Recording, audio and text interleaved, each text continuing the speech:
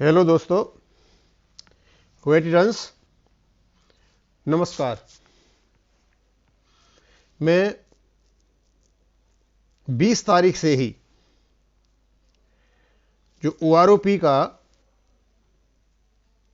Table निकला है उस पर वीडियो बना रहा हूं और कहां कहां विसंगतियां हुई हैं उनको मैंने इंगित किया है और उनके चार्ट्स भी बनाए हैं, संपूर्ण ईयर्स के और ऑफिसर्स के भी बनाए हुए हैं और JCO और जवानों के भी बनाए हुए हैं। और मैंने ये भी बताया है कि कैसे कैसे विसंगतियां कहां कहां हुई हैं और किस प्रकार से जो OROP का नोटिफिकेशन है ओरिजिनल 7/11/2015 का, उसकी अवहेलना हुई है। उसमें से कुछ मैंने यहाँ पॉइंट्स निकाले हैं। एक तो मैं जो CGDA हैं उनसे हम हाथ जोड़ करके रिक्वेस्ट करना चाहते हैं, कृपया आप इन बिंदुओं पर ध्यान दें और आप हमें बताएं कि आपने जो नोटिफिकेशन लागू किया है वो किस प्रकार से किया है। क्योंकि नोटिफिकेशन में तो केवल और केवल 2018 का मिनिमम और मैक्सिमम का एवरेज ही आना था। अब ये फिगर कहां से आई है और क्या क्या हुआ है हमारे समझ में नहीं आ रहे। और 3 ऐसे कुछ कमेंट्स आए हुए हैं जो ये बताते हैं कि CGDA की या टेबल बनाने वालों की क्या मेंटेलिटी रही होगी JCO और जवान के प्रति, वो भी हम आपको बताएंगे। तो सबसे पहले तो हमारा क्वेश्चन है कि जो टेबल नंबर 7 है उसमें नोट्स दे रखे हैं और नोट में 7वें नंबर पर लिखा हुआ है, pension of JCO OR granted upgradation under ACP MACP scheme shall be revised with reference to the rank for which ACP MACP has been granted। वो ये कहते हैं कि जो पेंशन है JCO OR की, जिनको ACP और MACP मिला हुआ है, उनको उसी रैंक से आपकी OROP दी जाएगी जिस रैंक से उनको ACP MACP मिला हुआ है। इसका मतलब यह है कि यदि सिपाही को ACP 2 मिला हुआ है और वो हवलदार के ग्रेड पे में पहुंच गया है, हमारा हवलदार के जो स्केल है उसमें पहुंच गया है, तो उसको हवलदार की पेंशन नहीं मिलेगी, उसको सिपाही की ही पेंशन के हिसाब से पेंशन दी जाएगी। यानी हर एक पर यही लागू होता है। ठीक है सर, मान लेते हैं कि आप सिपाही को ACP 2 को हवलदार नहीं मानते और है भी नहीं, ग्रेड पे दे रखा है क्योंकि उसका प्रमोशन नहीं हुआ है, अपग्रेडेशन हुआ है, वो सिपाही है। इसी प्रकार हवलदार ACP 1 वो भी नायब सूबेदार नहीं है, वो भी हवलदार है। यानी आप उनको नायब सूबेदार के ग्रुप में ले जा करके हवलदार के ग्रुप में ही रहोगे। तो सर इसका दूसरा अर्थ ये भी निकलता है कि 2018 में जितने भी सिपाही, जितने भी हवलदार ACP 1 रिटायर हुए हैं 2018 में, तो ये जो रिटायर हुए हैं और इससे पहले जो रिटायर हुए हैं जो नॉन MACP है, आप उनको किस प्रकार पेंशन दोगे? क्योंकि 2006 से पहले वाले, 2016 से पहले वाले जितने भी सिपाही हैं जिनको MACP नहीं मिला हुआ है, उनकी पेंशन आप 2018 में कैसे रिवाइज करोगे? क्या आप 2018 में उनको सिपाही का ACP 2 दोगे, हवलदार का ACP 1 उसको दोगे? कई हवलदारों ने, AEC वालों ने ACP 3 ले रखा है, सूबेदार मेजर की पेंशन ले रखी है, तो क्या उसे आप हवलदार को दोगे? क्यों? दोनों ही अर्थ निकलते हैं। आप इनको आगे वाली मत दीजिए, जिस ग्रेड पे में ये पहुंच चुके हैं उसका मत दीजिए, लेकिन क्योंकि ये सिपाही है, तो सिपाही है तो इन पर इनका अधिकार बनता है ACP 2 का। अब इनके लिए आप पेंशन कहां से लाओगे? वो तो आपने दी नहीं है। क्योंकि सिपाही की जब पेंशन देख रहे हैं तो कम से कम हमें पता है कि माननीय सुप्रीम कोर्ट में जो केस लड़ा गया था वो 21,324 की उस पर लड़ा गया था, 17 साल के सिपाही का। तो वो कहां से आया? तो इनको तो आपने 1,000 रुपये दे करके और बता दिया कि भाई तुम्हारे हो गए। तो ये 2018 की मिनिमम और मैक्सिमम एवरेज कैसे हुआ? और दूसरा हमारा ये है सर, मेजर नॉन AMC की हमने फिगर ली, OROP 1 और OROP 2, टेबल नंबर 1 दोनों की, टेबल नंबर जो आपकी पहले OROP 1 की ली और OROP 2 की भी टेबल नंबर 1 हमने ली।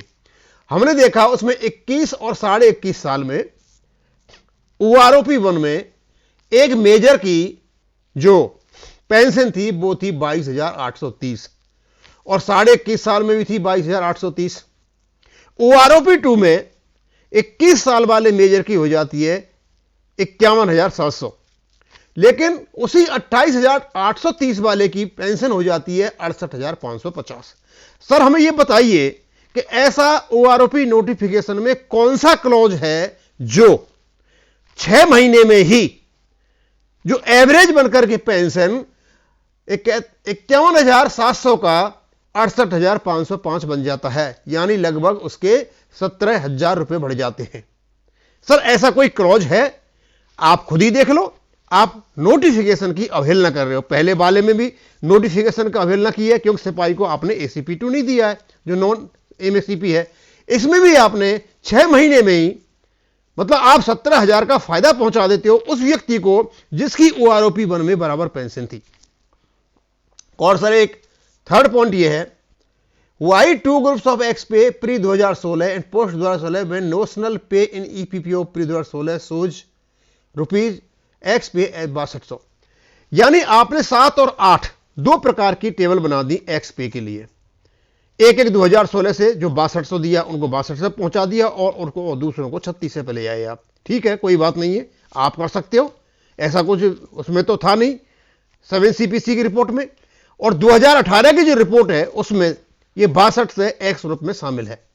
तो सर ये बताइए कि जो आपने नोशनल पे निकाला था प्री 2016 वालों के लिए, हमने आपको भेजा भी है, उसमें 6200 रुपए आपने एक्स पे क्यों दे रखी है? यानी इस बार खर्चा कम करने के लिए तरीका ढूंढा गया कि मतलब यहां से भी खर्चा कम हो सकता है, यानी 1300 रुपए का फायदा यहां से भी हो सकता है, और आपने उसको इस प्रकार लागू कर दिया जो कि रूल एंड रेगुलेशंस के अनुसार बिल्कुल ही सही नहीं है। अब सर इन तीनों सवालों का जवाब हम चाहते हैं कि आप हमें बताएं कि आपने नोटिफिकेशन कैसे लागू किया। कहीं इन तीनों चीजों से नोटिफिकेशन लागू होता है? ना तो एक्सपे से होता है कि वो 2018 की फिगर में एक्सपे में शामिल है, ना सर ये जेसी मेजर वाले से होता है क्योंकि 6 महीने में किसी भी हालत में ये आपका एवरेज नहीं बढ़ सकता, और ना किसी की पे 17,000 बढ़ सकती है।